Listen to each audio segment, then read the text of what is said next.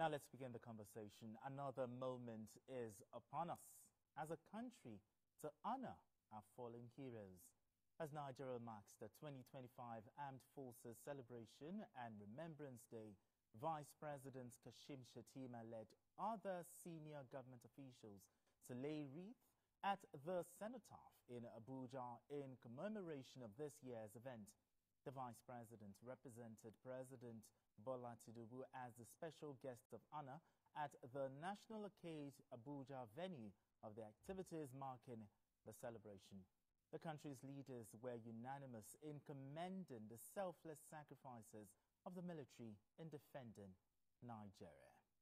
All right, Asoko James, it's always a sober reflection, always when you think about all of the supreme sacrifices, by the armed forces to keep us together.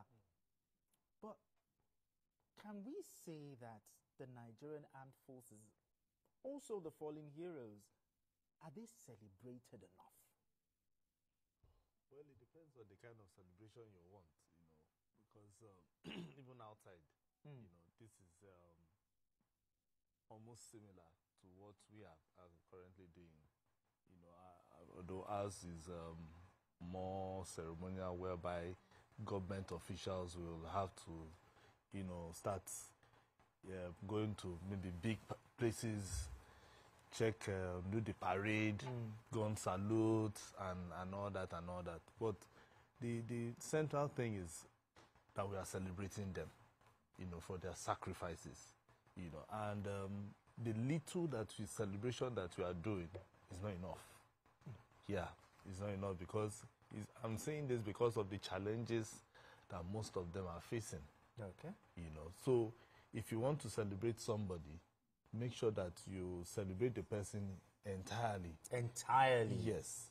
Entirely in the sense that if after sacrificing that much, the person should not be regretting the sacrifice.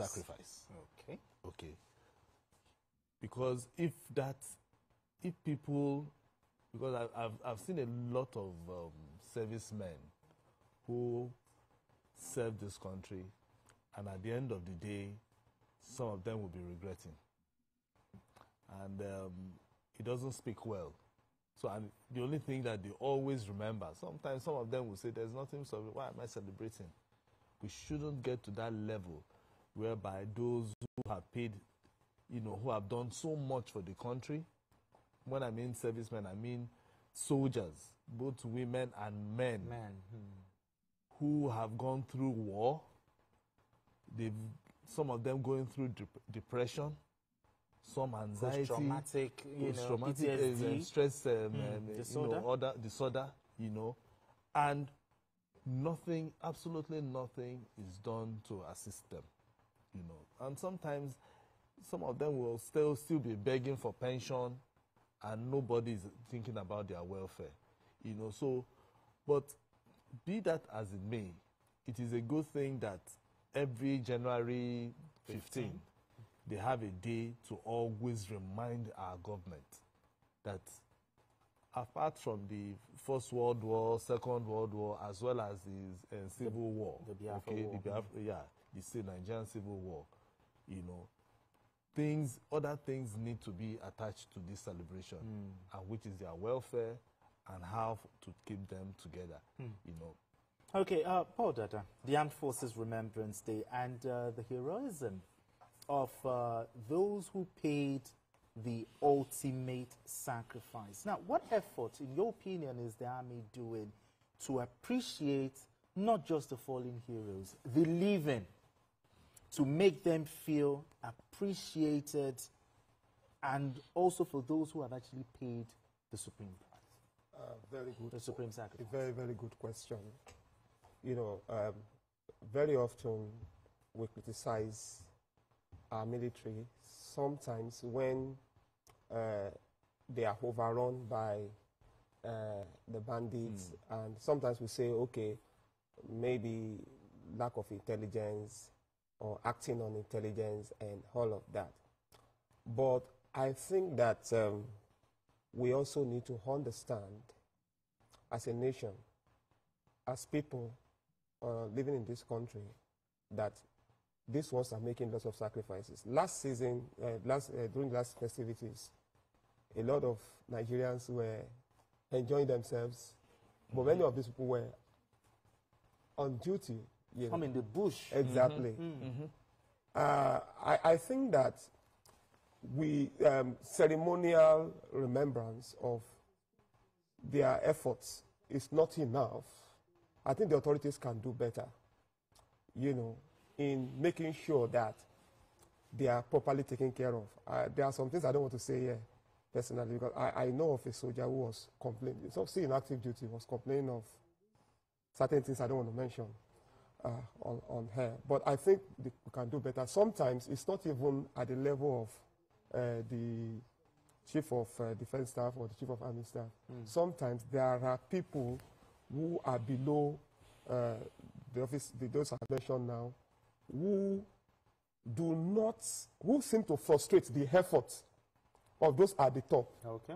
When it comes to the welfare of the soldiers. I don't want to say everything on my mind because there are some reasons why I don't want to say it, but I've heard complaints, I think we need to celebrate our soldiers more. We need to appreciate them. And those who are fallen, let's also remember that when these soldiers have families, when they go to war, they are not the only courageous people. Even their spouses are courageous. For you to release your husband or release your wife, to go and go fight. Exactly. So when they fall on the battlefield, we should make sure that we take care of the widows or the father, those who are now fat, the children, whoever is associated with them. Maybe some of them, they have aged mothers, parents that we have to take care of.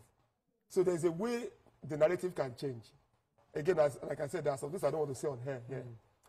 And also, we need to think also about their psychological welfare. I was watching someone today, a video clip of a man who fought in the Civil War. He talked about the fact that one of his colleagues, who was even planning to get married, lost his 2 legs, and he was even telling, please shoot me. Shoot me. He said, no, I can't shoot you. Then he committed suicide. A friend of mine who sees SAPS told me that sometimes when you see a soldier step on a landmine, on a mine, it's worse than being shot because you get torn into pieces. And you watching that, I mean, your friend, your colleague that you served together, you people feasted together and all of that. And then last night you were together. Only now, the next day, it's in pieces. And you see that, it affects you. True. So it's not, we need to take the holistic welfare. There must be must pay attention to the holistic welfare of these soldiers. Now, when we say armed forces, not just the Nigerian Army, the Nigerian Air Force, the Navy. Yeah. Even the police also should also be part of it. But let's bring it to 54 years ago, after the Civil War. The former head of state, retired General Yakubu Gowon, they came up with these 3 R's: reconciliation, rehabilitation, and reconstruction, just to keep this country together, go with one Nigeria. Are we still meeting that obligation 54 years after, January 50? Well, we are still, if we talk about the military, I think the military hierarchy have been able to keep that, being united to themselves, as in, because if, for instance, the military is not united, I'm not sure this country will be at peace. Yeah. It is because there's that unity in the military, that is why Nigeria is at peace. And that is why they don't bring ethnicity, they don't bring tribalism into the military.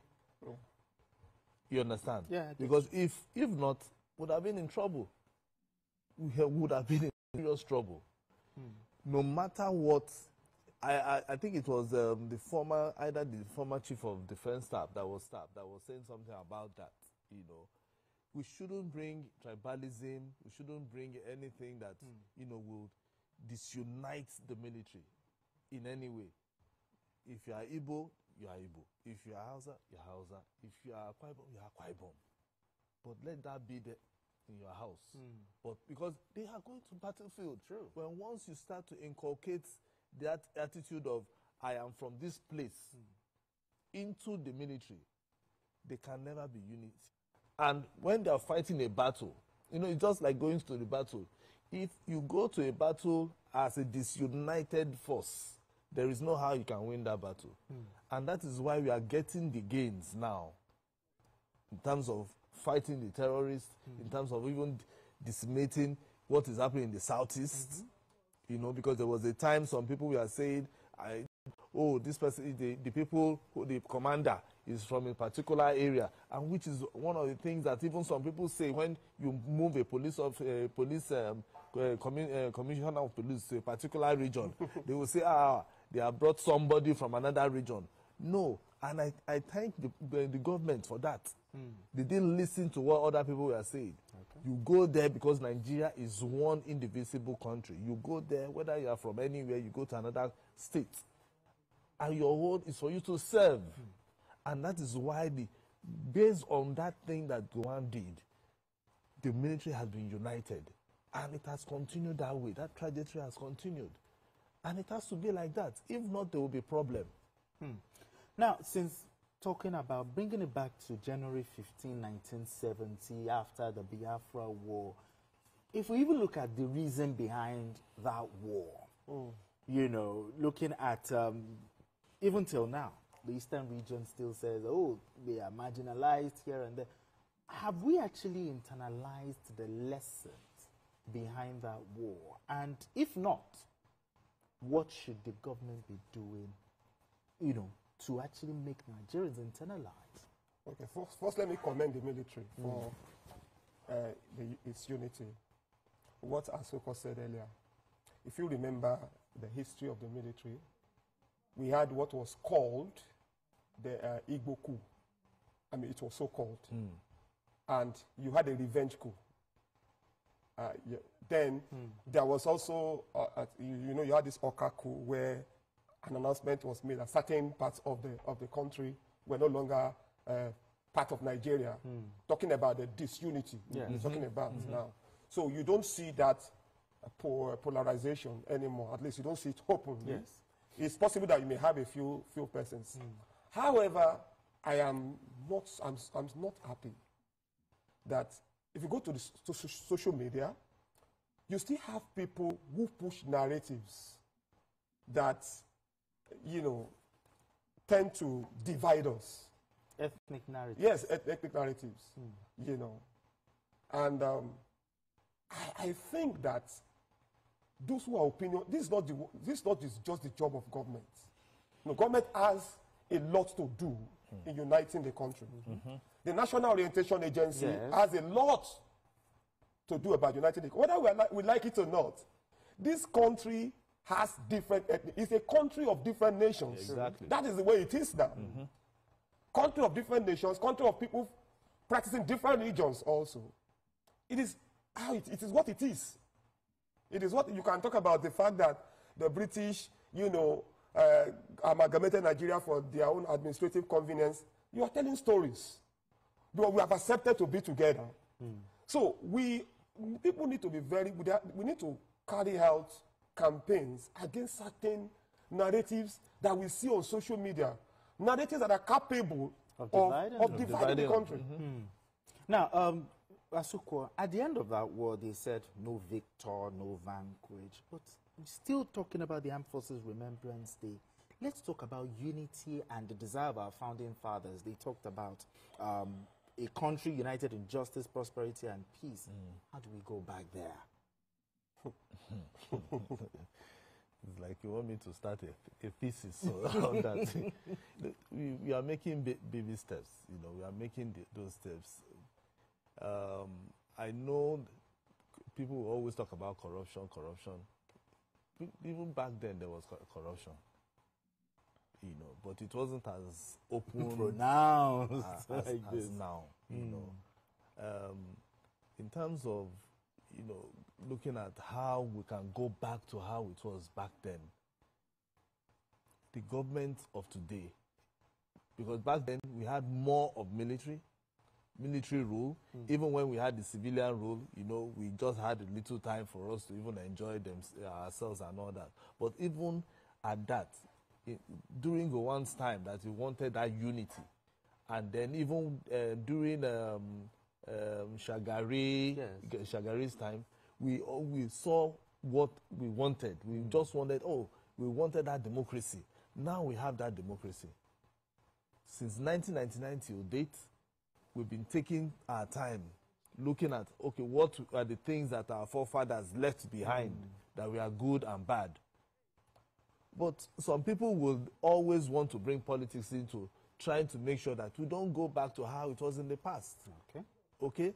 So now that we have a new leader who is looking at, okay, fine, how do we start to look at ourselves inwardly to be united? If you notice, the present administration is always talking about our identity. Our identity as being Nigerians first. Now, what makes you a Nigerian? The diversity amongst us makes us Nigerians. Exactly. Because, and he used to say something, and he says it virtually everywhere, that we are different brothers occupying different rooms, but we are all of the same family. That is what makes us Nigerian. Though tribe and tongues may differ, in brotherhood we stand. So for us to now go back, first we must begin to look at the oneness that is in our diversity. Okay. Then from there, we'll now begin to look at those other things that our forefathers did. Do you want to talk about the free education? Okay. Okay, by Awolowo then. I enjoyed free education during Awolowo's time. At least Jakondi was the governor then. You understand? So I wore Pinafore, and you understand? So I understand what free education was. The people in the north also enjoyed some semblance of education. In fact, those are the ones that are even enjoying now. Because those ones who were there back then, they sent their children out, and their children are the ones that are doing some things, good things now. So for us to now go back to this country, we must first identify ourselves as Nigerians. We must not begin to look at ourselves as being one particular ethnic group or the other. Okay. And that is why I keep saying, if you travel abroad, the first thing, once you see somebody, you speak pidgin to the person. That is the first thing. Oh boy, Hafa. Once the person answers you, you know this is a Nigerian. First, you are not talking whether it's Igbo or Yoruba or Hausa. Okay. All right. Well, they say, honor the unknown soldier. You know, they died so that we may all live in peace.